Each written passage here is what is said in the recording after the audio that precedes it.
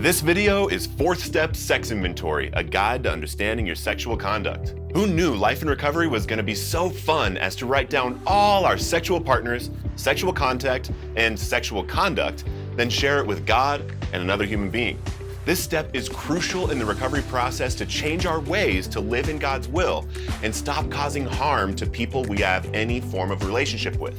Things I talk about in this video and the below article are straight from the Big Book of Alcoholics Anonymous, and the 4th Step Inventory Worksheet is just a way to make what we read in the book structured. Your job through this is to be honest with yourself and with your sponsor or spiritual advisor taking you through this work.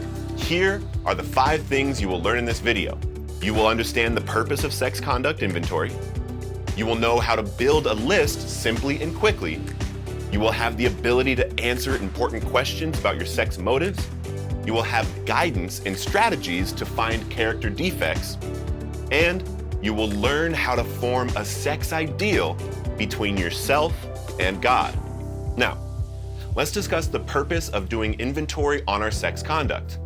The purpose of this inventory is not to feel shame from the past, but to bring power into your present decision-making in regards to sex.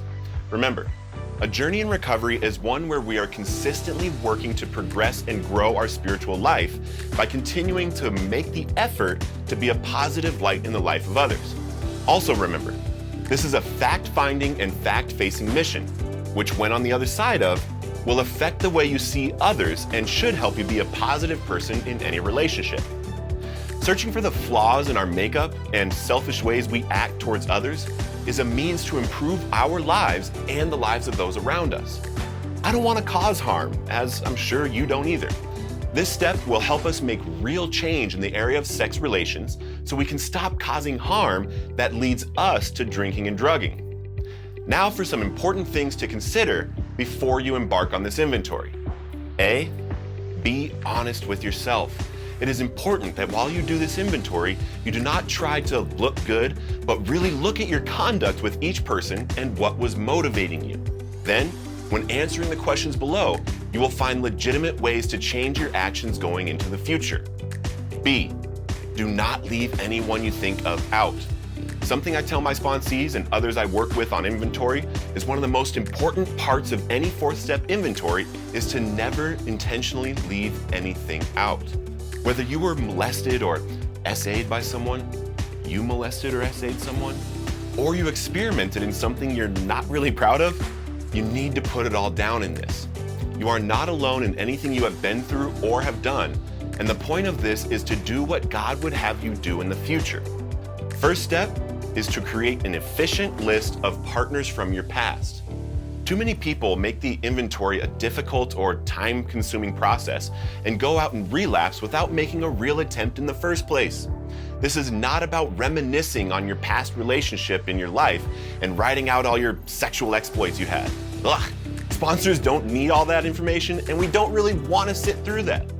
A system I use to do this efficiently and quickly is to start with a list of the individuals you have had sexual relations with beyond kissing. Man or woman, consensual or not, write down their names on the left side of your journal or in the 4th step worksheet. If you cannot remember someone's name, a description is fine too. Again, keep in mind the reason we are doing this is for a fact-finding and fact-facing mission. Trust the process, and if a person comes to mind, write them down and don't leave them out. You will never fail by writing something down, but leaving something out has caused many people in our fellowships to relapse. Now, for answering the page 69 questions from the Big Book. For each relationship you have written down from your past, you are going to answer all the questions you find in page 69. To the right of each person, you are going to answer this question: where have you been selfish, dishonest, or inconsiderate? Selfishness is when you are going into something for your own benefit. Dishonesty is telling someone something untrue or letting them believe something untrue to get your selfish ways. And being inconsiderate is when you do not consider the other person when making selfish decisions. Next, you are going to tell the truth to yourself and God about who was hurt. Did you do something that hurt the person directly? Were they married, causing the wife or husband to be hurt? Whether they found out or not, there is harm done. Were any kids involved that could have been Hurt by your sex conduct and pursuing selfish desires? Now, did you unjustifiably cause jealousy, suspicion, or bitterness? An example could be that you intentionally did not respond to a text message thinking of how they would feel knowing you read it. Or did you have the thought of talking to someone else in front of them to cause them to be jealous and want you more? Or after a breakup, did you start posting things on Facebook with others in the hope it influenced their emotional state? The difference between making an inventory that will be successful in causing growth in your relationships with other people comes down to how much truth you are willing to uncover about yourself. Take the time to really look at those before moving on to where the rubber meets the road, per se, and your life changes by looking at the following question. Where were you at fault and what should you have done different? Your spiritual growth is dependent upon your ability to answer this question about yourself and gain a sense of control over your actions into the future. The idea that you can maybe continue acting the way you were in your active addiction in regards to sex conduct must be smashed, the same as the idea that somehow, someday, you are going to drink like a normal person. If we continue harming people with sex conduct without correcting behavior, it will be hard to have a successful life in recovery, and our relationship with the world and with God will be continually struggling. Gaining clarity on these questions and reading deep into situations where you know you did wrong will help you discover the truth in a new way for the next section. Some 4-step sex inventory examples could look like: Bethany. I was dishonest when I told her I was looking for a relationship. I was selfish by allowing her to believe there was a chance for a long-term relationship. I was inconsiderate of what it would do to her when I ghosted her. I hurt Bethany when I stopped replying to her texts.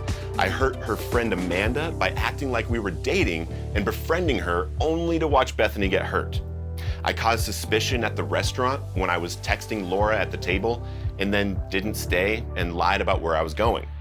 I am at fault because I was not honest with Bethany from the beginning about my intentions and took away her right to choose on day one.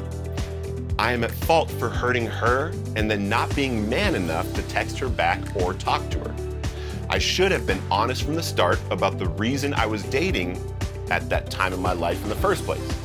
I should have been kind and considerate at the end and had an honest conversation with her about why I don't want to continue dating.